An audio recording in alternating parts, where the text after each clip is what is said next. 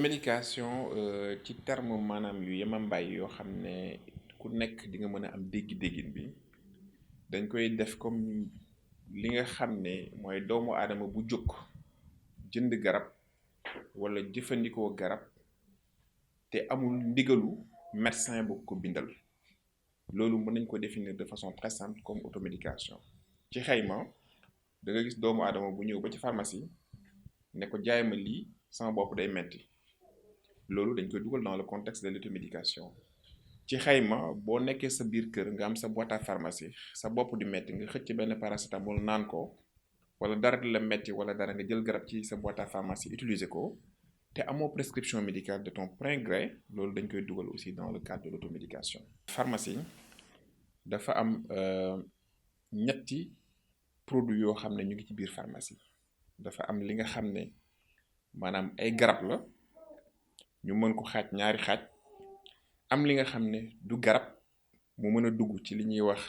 des consommables mu mën a dugg ci matériel médical mu mën a dugg aussi tamit ci parapharmacie am beneen xaaj boo xam ne day nekk maanaam wàllum lekk ci mbiru gone ñett xaaj yooyu dañ koy fekk ci pharmacie bu fekkee xaaj bu njëkk bi la maanaam lépp li nga xam ne moom la ñuy wax aliment ou diététique produit bébé infantile loolu maanaam boo ñëwee ci pharmacie bu la neexee aajowul sax ngay laaj xaritu pharmacien bi mën nga ñëw jël dem sa yoon jëfandikoo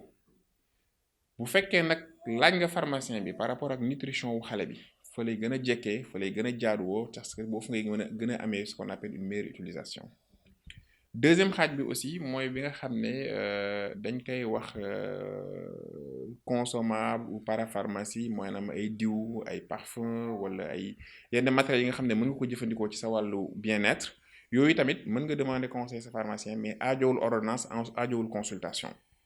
ñetteelu xaaj bi nag foofu lay taxawee ñetteelu xaaj bi mooy wàllum garab dañ koy xaaj ñaari xaaj boo duggee ba ñetti xaaj ci biir pharmacie bi xaaj bu njëkk bi dafay nekk garab yoo xam ne soo amul ordonnance pharmacien bi warul ko jox il faut que nga dem hôpital def consultation ñu bindal la ordonnance nga ñëw présenter ko pharmacien bi mu analyser ko daal di jël dogal jox la garab bi wala bañ la ko jox bu fekkee njuumte am na ci ordonnance bi wala voilà yeneen jafe-jafe parce que am na yeneen rapport yoo xam ne pharmacien bi daf koy am ak médecin bi ko mën a may sañ-sañ mu jubbanti ordonnance bu fekkee njuumte am na ci wala benn problème am na ci léegi ci xaaj bi nga xam ne mooy ñaareelu xaaj bi boobu dafa nekk garab yoo xam ne c'est pas soumis à une prescription médicale c'est-à-dire c'est des médicaments yoo xam ne doomu aadama bi mën na ñëw ne pharmacien bi jaay ma lii mu jaay ko wala bu fekkee dafa nekk même sur des rayons yi nga xam ne c'est des rayons accessibles malade bi wala doomu aadama mën na ñëw jël ko ak loxoom ñëw ba ci pharmacien bi teg ko ci comptoir am ne ko jaay ma lii mu daal di koy jaay donc xaaj yooyu moom la ñuy pàcc ci biir pharmacie ci li nga xam ne moo fa nekk léegi nag xaaj bi nga xam ne doomu aadama bi am na sañ-sañ ñëw jëlal ko boppam te laajul pharmacien bi wala amul ordonnance yooyu yëpp dañ koy boole ci wàllu automédication. li gën a pratique ci automédication te mu ci ëpp ci li ñu remarqué mooy médicaments yi nga xam ne mooy maanaam garab yi nga xam ne dafay dugg ci li ñuy wax prise en charge de la douleur mooy maanaam antalgique yi maanaam sa bopp buy metti nga ñëw la jaay ma lu mel ne paracétamol wala jaay ma lu mel ne aspirine wala ngay sëqat ne sirop sëqat laa bëgg ñu jël benn sirop daat lay jox yu mel noonu moom moo ëpp ci wàllu automédication donc surtout ay soj feebaru soj nga ñëw jënd garabu soj wala nga ñëw sa yaram tàng wala sa bopp di metti nga ne jaay leen ma paracétamol wala aspirine xeet googu moo ëpp ci li ñuy remarquer en termes d'automédication mais nag il faut faire attention parce que médicaments yooyu bien vrai que nit ki am na sañ-sañ ñëw jëndal ko boppam jëfandikoo boppam mais dafa war a nekk ce qu'on appelle une automédication encadrée su ma nee encadré mooy maanaam il faut que pharmacien bi am ci wàllam am ci avem am ci ndigalam pour que malade bi mën ko jël ba nga xam ne bu ko utiliser du ci am benn loru waaye bu ko deful nag mën na ko jural ay loraange. risque automédication dafay yaatu ba nga xam ne développer ko ci ay simili dafay jafe waaye danañ jéem a tënk luñ mën bi ñu gën a remarqué ci conséquence bi nga xam ne c'est néfaste pour une automédication mooy li ñuy wax ci tubaab erreur de diagnostic mooy maanaam tey ñëw nga sa bopp di metti ci misaal nga ne kat sama armoire bi am na boyetu paracétamol wala nga ñëw ci pharmacie ne jaay ma paracétamol fekk sama bopp mooy metti xam nga jëfandikoo li ñuy wax automédication te laajuloo ko nga jël paracétamol boobu daal di koy jëfandikoo pour mu seral sa bopp fekk xëy na li waral métti bopp bi sax mën na nekk tension jamono jooju nga xam ne yaa ngi naan paracétamol bopp bi di metti di sedd ka wàññeeku xëy na jamono jooju sa tension mu ngi gën di yéeg mu ngi lay andil beneen jafe-jafe ba mën la andil ay complications ci beneen misaal bi nga xam ne aussi mën na nekk erreur de diagnostic mooy nga jëlee médicament boo xam ne toujours dans le cadre bopp bu metti comme bëri na fi lool mën nga jékki-jékki am sibu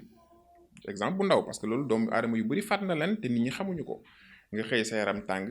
sa bopp du metti fekk da nga siburu nga ñëw yow jël sa paracétamol wala sa benn aspirine di naan sa yaram di sedd ka bàyyi ngay continuer di naan te jamono ji nga koy def doomu jàngoro ji mu ngi gën a développer sa yaram bu demee développer ba egg benn stade bi ça amène ce qu'on appelle les stades de complication et à partir de là prise en charge dafay nekk lu xaw a jafe te doomu aadama sa mën na ci ñàkk bakkanam te lépp lu ko waral mooy automédication non encadrée j'insiste beaucoup sur le mot non encadré voilà donc loolu benn la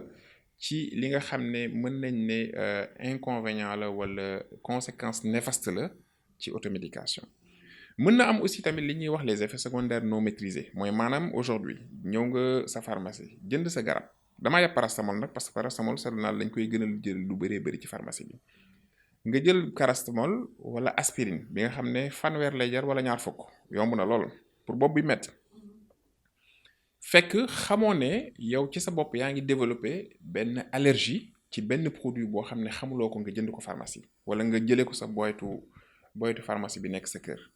mu développé la ce qu'on appelle un effet secondaire à titre de choc anaphylactique wala benn allergie bu yéeme boo xam ne dana la pousser sa ba nga dem hôpital te pourtant mënoon nga commencer hôpital wala nga commencer laaj pharmacien bi xalaatam am na aussi tamit en dehors des effets secondaires et en dehors de ce qu'on appelle le défaut de diagnostic ou bien une mauvaise diagnostic mën na am aussi ay doomu aadama yoo xam ne automédication da leen di faagaagal ci lu bëri te duñ ko xam lan mooy waral faagaagal boobu noonu mooy maanaam comme ni ma waxee sànq jël nga garab bi pour bopp bi metti mu ngi seral sa bopp di seral sa yaram fekk jàngoro jàngee gën na di law jël nga garab bi mu andi la lu ñuy wax des effets secondaires wala des complications waaye aussi tamit am na ci benn fànn boo xam ne doomu aadama du ko xam mooy maanaam dose bi nga xam ne moom nga war a naan ci garab bi loolu boo fekkee yaa ngi def automédication non encadrée risque boobu da nga koy courir parce que da ngay ñëw rek ñu jox la nga jënd garab wala nga jëlee ko sa boîte pharmacie bi nekk sa kër di naan ñaar doom suba ñaar doom ngoon wala ñett doom suba ñett doom ngoon te xamuloo posologie bi nga xam ne moo adapté ci yow ci sa wér-gu-yaram am déet donc garab bi nga xam ne yaa ngi koy jël au lieu mu jural la saafara mais loraange la lay jural toujours dans ces complications aussi jigéen yu wérul dafa fekk mu nekk terrain particulier parce que am na garab yu bëri yoo xam ne jigéen yu wérul du ko naan tey bu fekkee ne jigéen yu wérul bi mu ngi këram yaramam tàng wala mu am benn jafe-jafe tantam wala yaayam wala magam wala rakam ne ko jëlal garab bi naanoon naa ko bu sama nangam di metti mu jël ko naan ko non seulement moom mën na ci lor wala même bu fekkee saafara la tawatam mais mën na lor doomu aadama bi nga xam ne mu ngi ci biiram donc muy loo xam ne dafa bëri mënuñ ko citer ba mu jeex waaye li am solo ba am solo mooy même doomu aadama bu demee bay def automédication wala mu demee bay def jëf ju nuroog loolu na nekk jëf joo xam ne dañ koy encadré bi mooy pharmacien bi il est accessible pharmacien bi gis ko laajul fay pharmacien bi gis ko laajul rang 8 heures ba minuit pharmacien bi gis ko laajul nga yeewu 6 heures du matin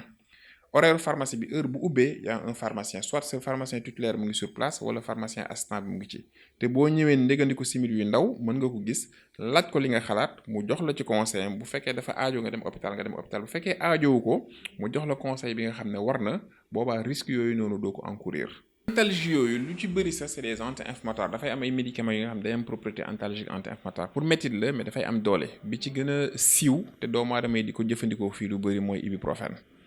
Parce que en fait anti-inflammatoire yi dafa am ay propriétés yoo xam ne dafay am une propriété parfois immunosuppresseur mën na diminuer l'immunité de l'individu xaw ma nag loolu nan laa koy nar maanaam ci biir yaramam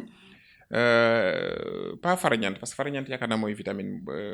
li nga xam ne mu ngi ci biir yaramam nga xam ne naturellement daf ci nekk te jàngoro bu duggee ci moom loolu di xeex ak jàngoro bi laataa mu koy faagaagal wala laataa muy sonn bay jël ay garab am na médicament yoo xam ne boo koy jël dafay wàññi loolu